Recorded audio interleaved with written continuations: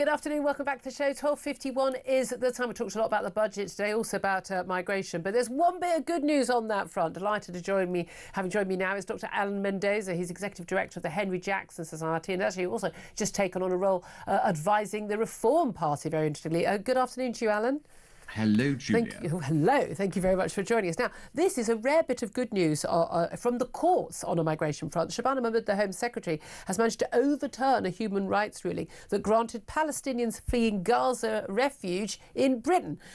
She's been backed by the Court of Appeal in restricting the ability of migrants to use the European Convention on Human Rights, our old friend, to come and live in the UK. This is particularly involving one Palestinian family who basically won an immigration tribunal ruling to come here under a scheme meant for Ukrainian refugees on the basis that they did have a relative here. So how significant is this?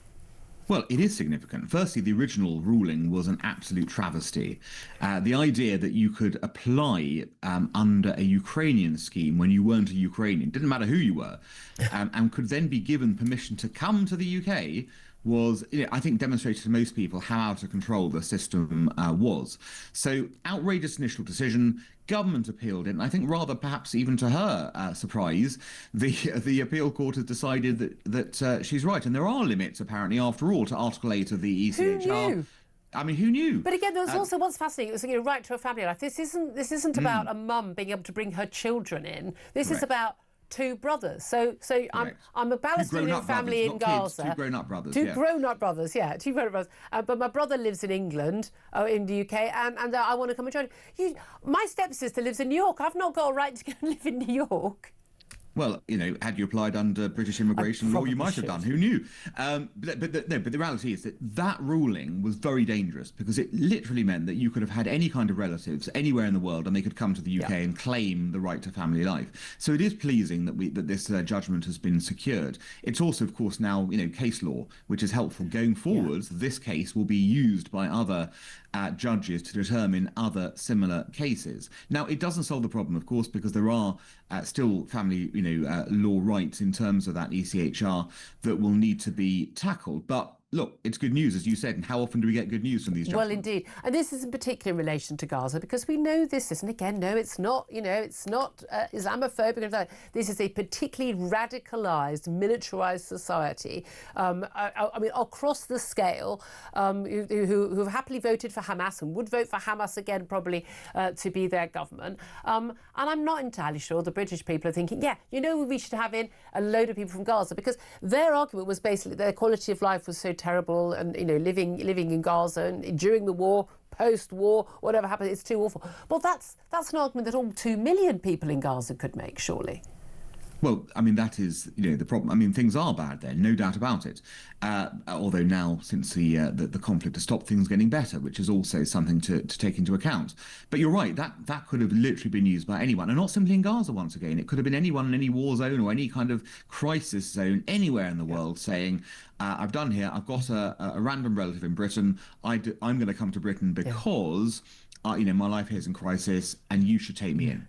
So that's a problem. And the absurd thing, of course, is as each person is taken in, you then extend it. We're told it's not that very many people. Or chain migration. And then another person around them. And of course, we've had the students, these young Gazan students who've been brought over here to London universities where they're studying, some postgraduate degrees. And it's absolutely fascinating. And then they said, well, we were told we couldn't bring our kids, but now we want to bring our kids. And there was one woman on the radio the other day, and she was saying about, she hadn't seen her child for a couple of years. And you think, sorry, what sort of mother leaves their young child in a war zone so they can go and do a postgraduate degree? I've never heard anything more obscene. It's a bizarre personal choice, I would agree, and not one that you or I or many right-thinking people would follow. But look, again, that's an interesting point. They were given visas on the understanding they would not be able to bring family members, and then suddenly they were allowed or encouraged to bring family members. It really is, again, encouraging people to come into this country through the back door.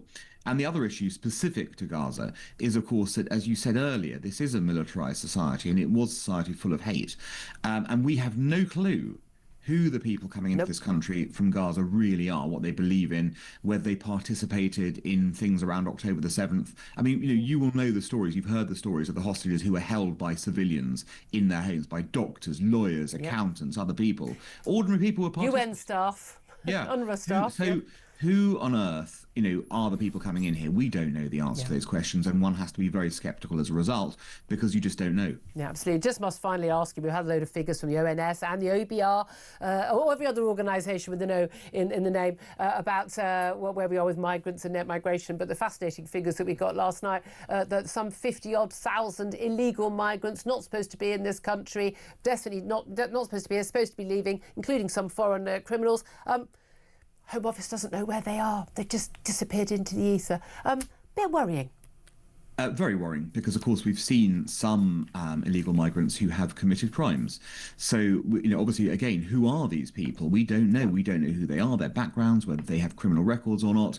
Yep. And it's just a basic problem, isn't it? If you lose control of people who are supposed to be monitoring and they then are allowed to melt away, you don't know what the next step is. Absolutely. So it's basic, it's really bread and butter stuff. We need to be much better at this. And ideally, of course, they need to be, if they've arrived illegally and aren't allowed to stay, they need to be got out straight away. Absolutely. Dr. Alan Mendoza from the Henry Jackson Society, thank you very much indeed. Henry